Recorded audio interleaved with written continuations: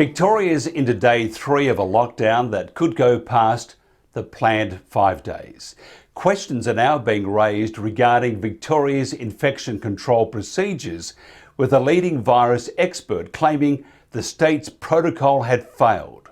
Paul Dimattina is a prominent Melbourne restaurateur and strong critic of Premier Dan Andrews' COVID-19 shutdowns, which continue to smash Melbourne's hospitality industry.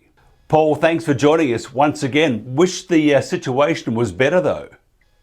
Oh, no problem, Mike. Yeah, good to be with you again. Yeah, it's frustrating, you know. What's this guy all about? I mean, he's a control freak, and he knows that he can't manage this virus at all. He can't manage his hotel quarantine, and he's just got an inept bunch of muppets that are running things for him, and the rest of us have to suffer yet again.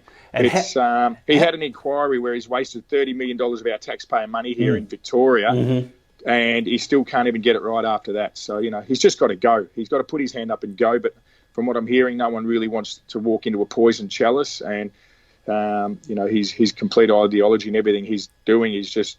It's bringing our state to its knees, and hopefully people start seeing through this man and through the lies and through the spin and through the rubbish that he talks. We've heard it may be at least 2 weeks. What's his justification offered for extending this lockdown besides stupidity, incompetence and not knowing what I'm doing really? Oh, there is no justification. It's just the fact that, you know, you look at what Gladys was able to do in New South Wales. She was able to shut down a couple of suburbs, lock them away the northern beaches, keep them locked in, and controlled it very quickly. Now they've had 28 days of 0 cases.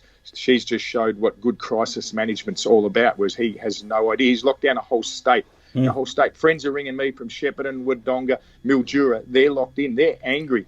This idiot, and hopefully, in a way, it's good. I reckon next election, Country Victoria will be the ones to shut the door on him. And that's what got Jeff voted out many years ago. And I think Country Victoria is livid with the way they've been treated, the fact that they've got to wear masks when there's nothing anywhere near them. There's no cases. There's no reason that they should be locked in their homes for the next 5 days. Just complete lunacy by a lunatic. Is anyone in Victoria, though, asking the Premier or his advisors for the scientific basis for their actions and why certain businesses such as yours, hospitality industry, are again targeted? It seems to be you must have this big bullseye on your backside because you guys get whacked every time they make a mistake. Yeah, absolutely, we do. We get whacked harder than any, and it's really hard, obviously, for our businesses to go online and do that sort of thing. So, anyway, we've only just got to hope that it is the 5 days that he said, but I have no faith, no trust in the man that it is only going to be 5 days. Well, he can't control it, and it's out of control at the moment. Yeah, the cost of the economy here is ridiculous, but the other side of it is people who do question him get shot down. Everyone's afraid to speak up because you've got the woke left who want to shoot you down, and we're all entitled to an opinion, and some of these muppets on the left won't let us have our opinion, and they think that everything Dan says is completely correct. But I think the public opinion is turning, and hopefully we can get back on with our lives in a few days' time, but I'm not holding my breath. Now, tell me this. I always thought that Victoria, Queensland, all these states were part of Australia and that we had one Prime Minister. Where is he? Where the bloody hell are you, Prime Minister? Yeah, he's a bit the same. I think he's scared of the woke left. It's a shame because I do like our Prime Minister. I think he's been very good, but he needs more of a voice. He's got to stand up and be a man and dictate a little bit more. You've got dictators like Anastasia, dictators like Dan, dictators like that muppet over in Western Australia. Our Prime Minister needs to dictate to them, this is our mandate, this is what we're doing, this is how we're going to control it in our country, this is what we're going to do for hotel quarantine. He really now his time to stand up and shine. I just hope he listens and does something to help us all. What about the opposition? Where's Michael O'Brien? Michael speaks up, but no one listens to him. It's just a shame. He seems to be a little bit irrelevant. And I mean, I like him. He's a great guy. Just doesn't seem to be resonating with the Victorian public, unfortunately. And Dan is though. He still resonates. He's still very popular. Yeah. Is it the fear thing? It's 100% the fear thing, and he stands up there, and he's a great spin doctor, and he talks with authority, and he makes people believe him. He makes people think that this thing's going to kill them. He puts fear into people, which all good dictators do. They rule by fear and they rule by control. And some people sit there and want to believe in that, and they listen to him. Terrible situation. Once you're out of lockdown, though, I would recommend highly a quick visit, maybe 5-6 hours worth at Lamaro's. Nice place, I hear, Paul. Yeah, it's all right. We go okay. We've got a beautiful little, nice little pub, great food, great little front bar, and nice little outdoor setting at the moment. With that's probably been one of the bonuses that we've all been able to set up nice outdoor areas, and we do have a nice little aspect where we are. It looks very European-like. So anyway, when you're in Melbourne, come down to Lamaro's Hotel in South Melbourne. You'll have to call security after about the 5th hour, believe me. Paul Dimattina, right. Thank you very much. No problem. Thanks very much, Mike. It's a Monday and it's that time of the week, the start of the week, where we put some joy into our lives. And Senator Malcolm Roberts, how are you? I'm well, thanks, Mike, but the topic you want to talk about doesn't bring too much joy to people. No, but it really interested me when you mentioned in your press releases that there's a club called the IR Club, and it sounded really quite elite. Tell us about that club. It's actually not that elite. People think that industrial relations in Australia is conflict between the employers and the employees. Now, that's absolute rubbish. What happens is that we've got a club called the Industrial Relations Club, or the IR Club. It consists of major employer groups, major employers, major union bosses from the big unions, industrial relations lawyers, industrial relations consultants, HR practitioners, and vested interests. And what they do is they foment dispute because their jobs depend upon a dispute. And so what we've got to recognise is that the IR Club has grown up under both Labor and Liberal. They actually are perpetuated by both Labor and Liberal, and they destroy industrial relations in this country. And so what we want to do is get away from them. And Mike, pull me up if I'm talking too much, but we were at the Senate hearings in Townsville on Monday, just last week, and we had two significant lawyers from very big unions, the ETU and the CFMEU. They both agreed that we need fewer lawyers in industrial relations. Now that's a breakthrough. That is a real breakthrough, because what we need to do is restore the primacy of the employer-employee relationship. Because when you have good workplace relations, you automatically have good industrial relations. And we've carved out that relationship between employer and employee and made it between union boss and employer in group and lawyers and federal government. And that we've got to get back to the primacy of the employer employee workplace relations. What's your main concerns about the new IR reform legislation? Within say the time frame of 24 hours, tell us. The first thing is it's not genuine reform; it's tinkering. The federal government, that's the first point. The second point I would say is that the federal government is trying to make sure it doesn't displease anyone, and to make sure it tries to please everyone. And that's a recipe for disaster. It's coming out of a place of fear. It's afraid to do what's really needed. That's the second thing. So it's not really reform, it's tinkering. Now, one of the problems when you have an IR club, as we have, is that they thrive on complexity. The industrial relations scene in Australia is one of complexity. And so small businesses, managers for big corporations, they can't solve things with their workforce directly. They have to go to an IR club member to dig them out of the mess. That usually ends up with lawyers getting involved, and there's no real relationship. So it's a very complex situation that we have in industrial relations, complex for managers, complex for employees and workers, complex for small businesses. And so what we need to do is make it simple. Now, what's happening with this tinkering from the federal government is it's making it more complex, more uncertain, and it'll further destroy the relationship between employer and employee. So that's three of the problems so far. The premise of the industrial relations bill is one of recovering from COVID. Well, first of all, we're not recovering from COVID. We're recovering from government restrictions around COVID. So let's be very clear about that. And I know you concur. The second thing is that the largest employer in our country is small business. That's the engine room of jobs. COVID has smashed small business and given big business an important step up. The Industrial Relations Club is causing another problem for small business because it makes sure there's complexity there. And people with big pockets handle regulations the best. They're the ones who can fork out lawyers, consultants, fork out for lawyers and for consultants. So small business is getting smashed industrially as well. Small businesses' core competency or their point of difference is their nimbleness, their ability to move. They're agile, unlike the big corporations. So what we need to do is to free up small business because that's the biggest employer in the country. This legislation that's proposed does not do that. It puts more complications. It'll bring in more onerous requirements for accounting, for legal accounting. It'll bring in onerous considerations for onerous responsibilities for workplace complexity as well. So it's not helping small business. And then specifically, when we get into the nitty gritty, the government has had 6 years to fix up the mess that it has condoned with regard to casualisation of the workforce. And I don't know if we've talked about it, Mike, on these programs, but I've been really pushing for protection of casual miners in Hunter Valley who've been abused and exploited and discarded. I mean, they've lost their workers' compensation. If they report an injury, they get threatened with dismissal.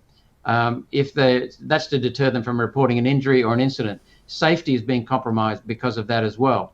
So they're losing if they get injured seriously, they haven't got their workers' compensation that they're entitled to in the coal industry now in the Hunter Valley.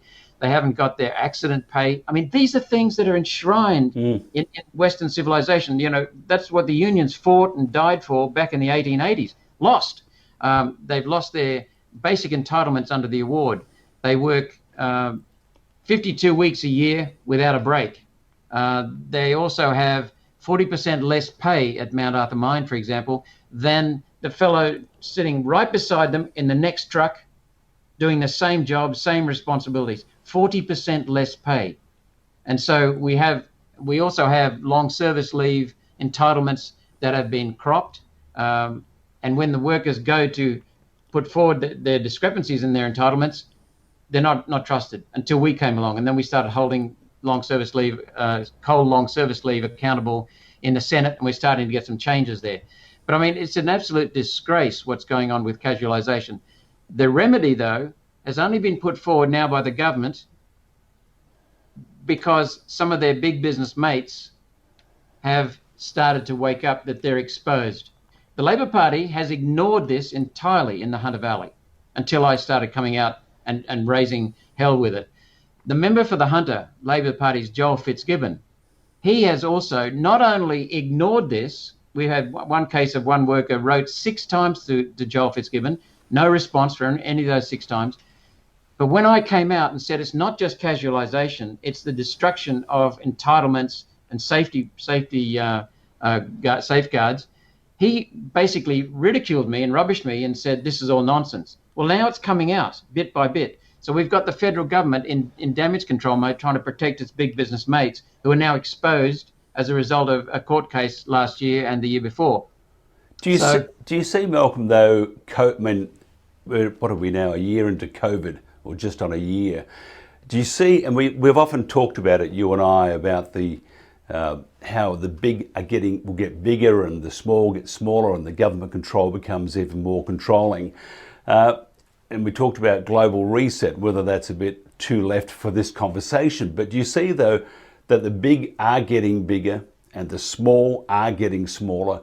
And you can really, I'll be polite here, you can really create some sort of smoke screen that people can't see the real issues, such as the 445,000 small businesses in Queensland, for example. And they've got this bureaucracy that is just getting bigger and bigger. And at the end, you throw your hands up in the air. So when you do that, what do? You go to the government for, to keep you alive, just.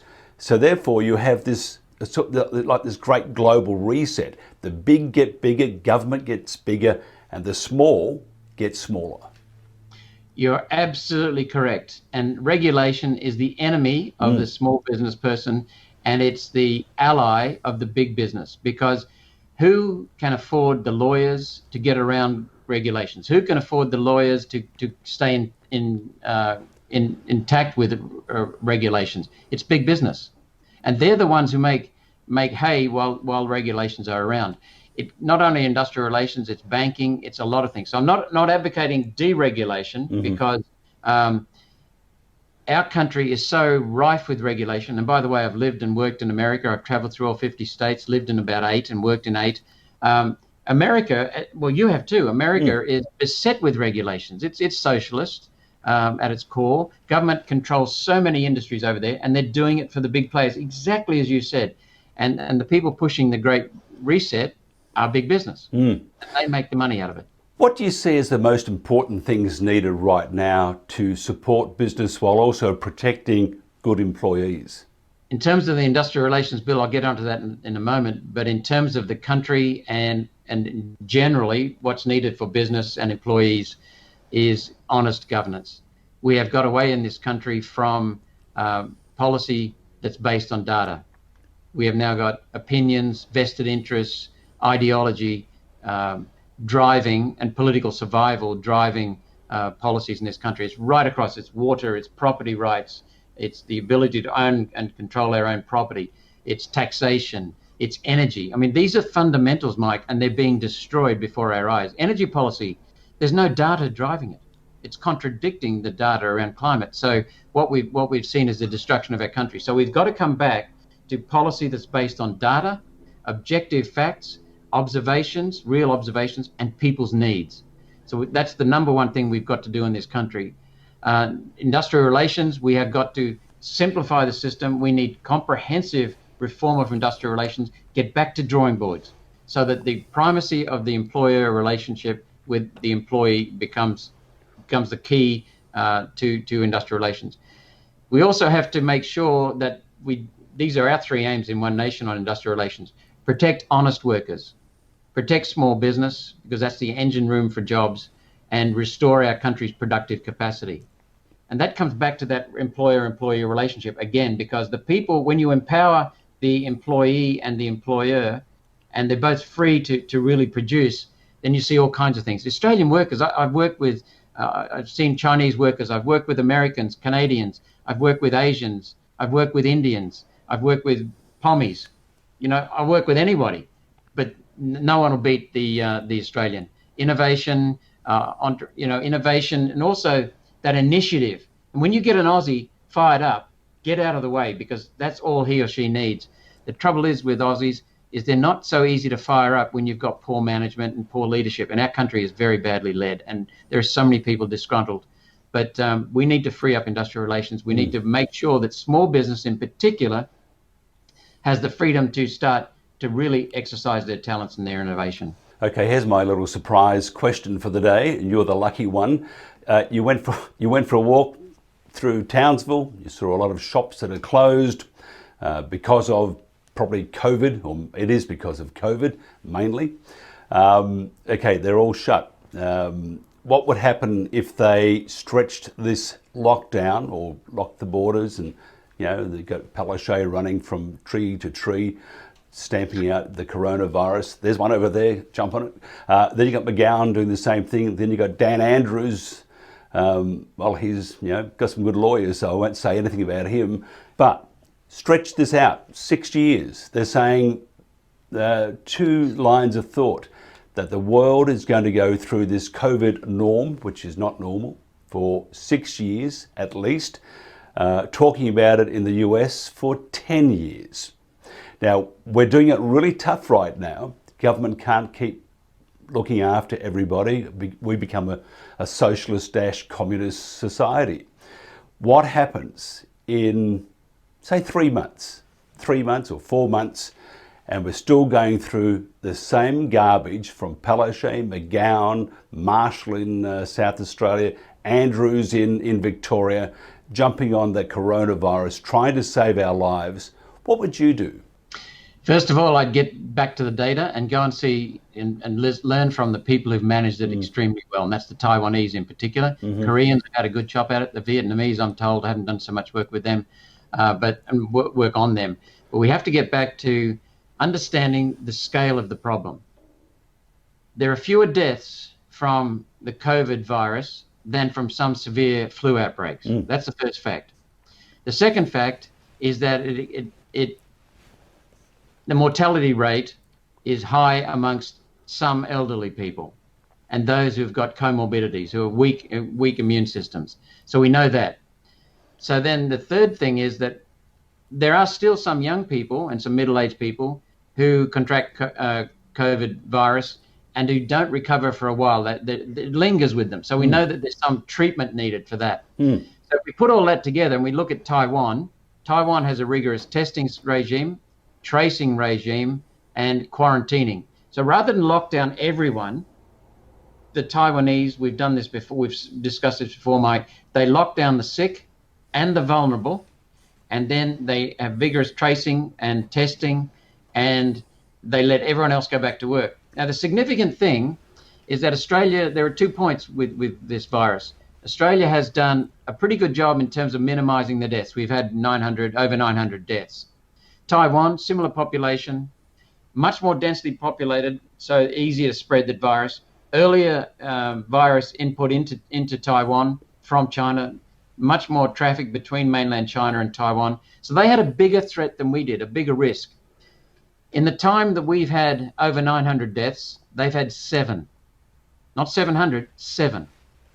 But the other significant point, so they've done a better job with health than we have by far. They've done the best in the world. The other significant point with Taiwan is that their economy has not suffered.